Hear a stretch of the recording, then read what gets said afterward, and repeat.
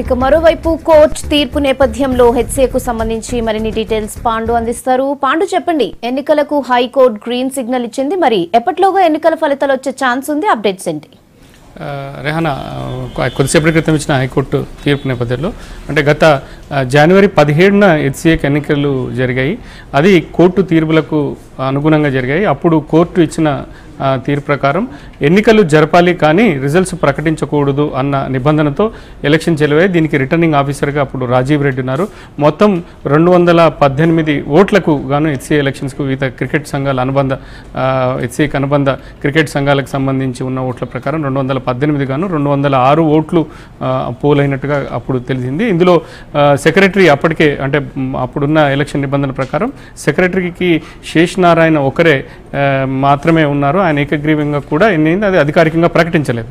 కానీ ఇప్పుడు హైకోర్టు తీసుకున్న నేపథ్యంలో ఎలక్షన్ కౌంటింగ్కి క్లియర్ అయింది కాబట్టి దానికి సంబంధించిన ఏర్పాట్లు రిటర్నింగ్ ఆఫీసర్ గతంలో వివరించిన రాజీవ్ రెడ్డి ఎవరైతే ఉంటారో ఆయనే కోర్టు తీర్పులకు అనుగుణంగా ఈ ఎలక్షన్ కౌంటింగ్ ఏర్పాటు చేయాల్సి ఉంటుంది. దానికి అన్ని అంటే ప్రెసిడెంట్కి పోటీ చేసిన హెచ్సీఏకి వివేకానంద్, అదేవిధంగా జయసింహ ఇద్దరు ప్రెసిడెంట్ అభ్యర్థికి పోటీ చేశారు. అదేవిధంగా 8 మంది ఎగ్జిక్యూటివ్ కమిటీ మెంబర్లకు సంబంధించిన మొత్తం 18 మంది దీంట్లో పోటీ పడ్డారు. వీళ్ళందరికీ కూడా అధికారికంగా కోర్టు ఉత్తర్వులు అందాల్సి ఉంటుంది. అంటే కోర్టు తీర్పు ఇవాళ ఏర్పాటు చేసినప్పటి నుంచి అప్పుడు రిటర్నింగ్ ఆఫీసర్గా వ్యవహరించిన రాజీవ్ రెడ్డికి కోర్టు తీర్పు అంటే కాపీ అయిన తర్వాత ఆయన ఏర్పాటు చేస్తున్నప్పుడు కోర్టుకి లిఖితపూర్వకంగా ఇచ్చి దీన్ని కౌంటింగ్ ఎప్పుడు చేస్తారు అన్న దాని మీద ఉంటుంది. దీని మీద ఇప్పటివరకు చాలా జాప్యం జరిగింది కాబట్టి చాలా వేగంగానే దీన్ని నిర్ణయం తీసుకునే అవకాశం ఉంటుంది. ఎందుకంటే ఐపీఎల్ కూడా త్వరలో 5వ తారీఖు నుంచి ఓపెనింగ్ సెలబ్రేషన్స్ ఇక్కడే నిర్వహించాలి. మొదటి మ్యాచ్ కూడా ఇక్కడే జరగాల్సిందని ముందు ఏదైతే అంటే ఐపీఎల్తో బీసీసీఐ దీన్ని ఇచ్చిందో దానికి అనుగుణంగా చేయాలంటే వెంటనే హెచ్సీఏ కార్యవర్గం అనేది కావాల్సి ఉంటుంది. హెచ్సీఏ కార్యవర్గం ఉంటేనే ఐపీఎల్ను సమర్థవంతంగా నిర్వహించాల్సి అవకాశం ఉంటుంది. కాబట్టి దీనికి అనుగుణంగా బహుశా ఇవాళ ఒకవేళ కోర్టు సాయంత్రంలోగా కోర్టు తీర్పు ఇచ్చిన తర్వాత ఆ కాపీలు మధ్యాహ్నం తర్వాత కానీ సాయంత్రం తర్వాత కానీ రిటర్నింగ్ ఆఫీసర్గా వివరించిన రాజీవ్ రెడ్డికి అందే అవకాశం ఉంది. అది అందిన వెంటనే ఆయన నిర్ణయం తీసుకొని బహుశా రేపు మధ్యాహ్నం తర్వాత కానీ ఓట్ల లెక్కింపు ఉండే అవకాశం ఉంది. లేదంటే ఎల్లుండి ఉదయం మొత్తానికి 30 మేబీ అంటే రేపు 31 నాడు కానీ 1 నాడు కానీ ఇప్పుడున్న సమాచారం మేరకు కౌంటింగ్ అంటే రేపు సాయంత్రం కానీ లేదంటే ఎల్లుండి ఉదయం కానీ కౌంటింగ్ ఉండే అవకాశం ఉంటుంది. ఇది దాదాపు మొత్తంగా ముందు ప్రెసిడెంట్ అంటే డిఫరెంట్ ఇందున్న ప్రెసిడెంట్కి ముందు ఒకవైపు, సెక్రటరీకి మరోవైపు, అదేవిధంగా ఇవి అయిపోయిన తర్వాత ఎగ్జిక్యూటివ్ కమిటీ మెంబర్స్ ఓట్ల లెక్కింపు ఉంటుంది. ఈ ప్రకారంగా చూస్తే దాదాపు 4 నుంచి 5 గంటల టైం పట్టే అవకాశం ఉంటుంది. కనీసం 4 నుంచి 5, దానికి మించి కూడా పట్టే అవకాశం ఉంటుంది.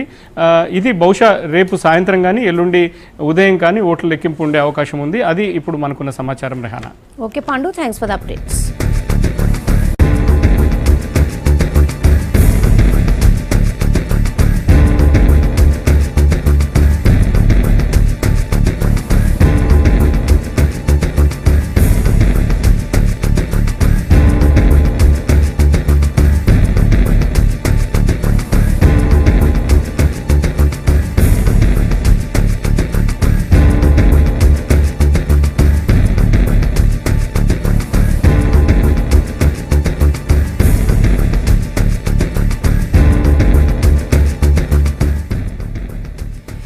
ఇక దీనిపై మనతో మాట్లాడడానికి ఏకగ్రీవంగా జనరల్ సెక్రటరీగా ఎన్నికైన శేషనారాయణ గారు లైవ్ లో ఉన్నారు. ఆయనతో మాట్లాడదాం. నమస్కారం అండి.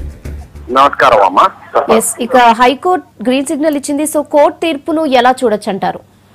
అంటే ఇది మొత్తం యావత్ తెలంగాణ కోసము ఒక ఉగాది గిఫ్ట్ గా భావిస్తున్నామమ్మా.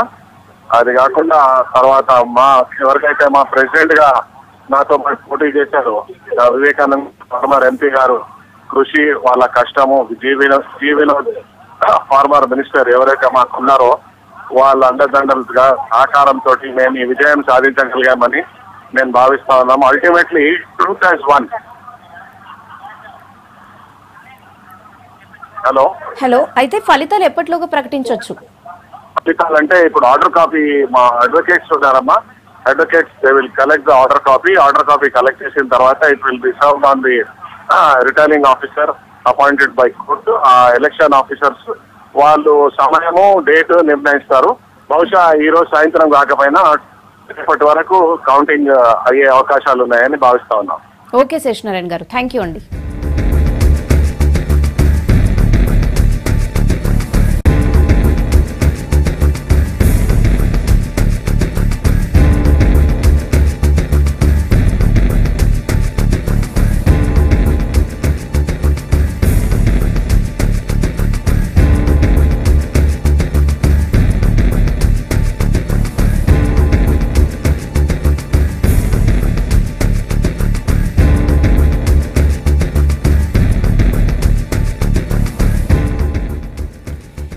ఇక దీనిపై మనతో మాట్లాడడానికి మాజీ మంత్రి వినోద్ గారు లైవ్ లో ఉన్నారు. నమస్కారం వినోద్ గారు.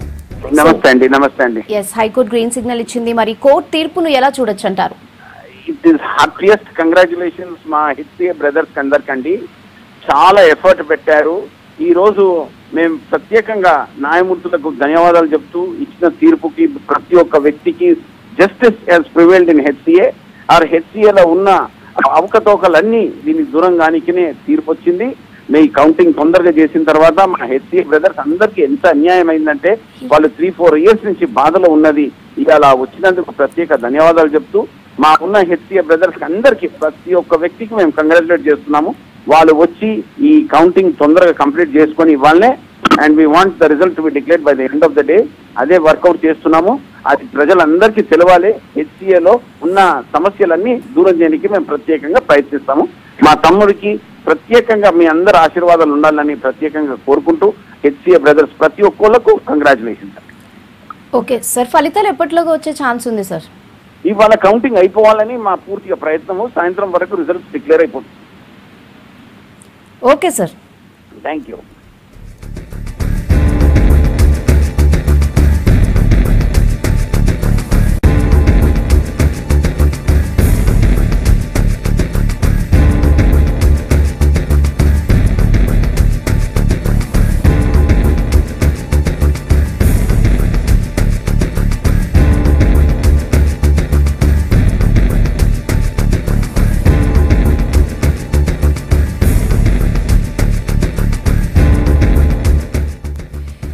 హైదరాబాద్ క్రికెట్ అసోసియేషన్ ఎన్నికల ఫలితాలకు రూట్ క్లియర్ అయింది. హెచ్సి అధ్యక్ష ఎన్నికలపై దాఖలైన అన్ని పిటిషన్లను హైకోర్టు కొట్టేసింది. ఈ ఎన్నికల్లో ప్రభుత్వ సలహాదారు వివేక్ తో పాటు మాజీ క్రికెటర్ జయసింహ కూడా పోటీ పడ్డారు. సెక్రటరీ పదవికి ఏకగ్రీవంగా ఎన్నిక కూడా పూర్తయింది.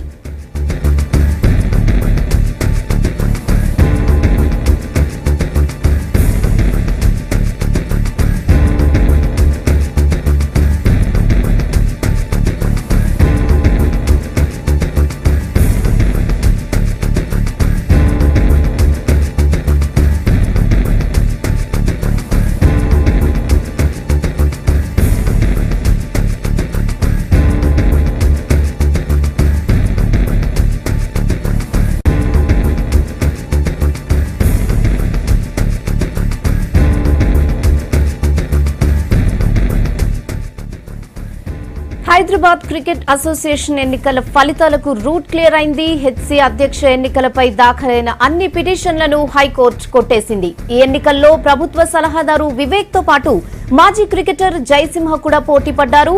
సెక్రటరీ పదవికి ఏకగ్రీవంగా ఎన్నిక కూడా పూర్తయింది.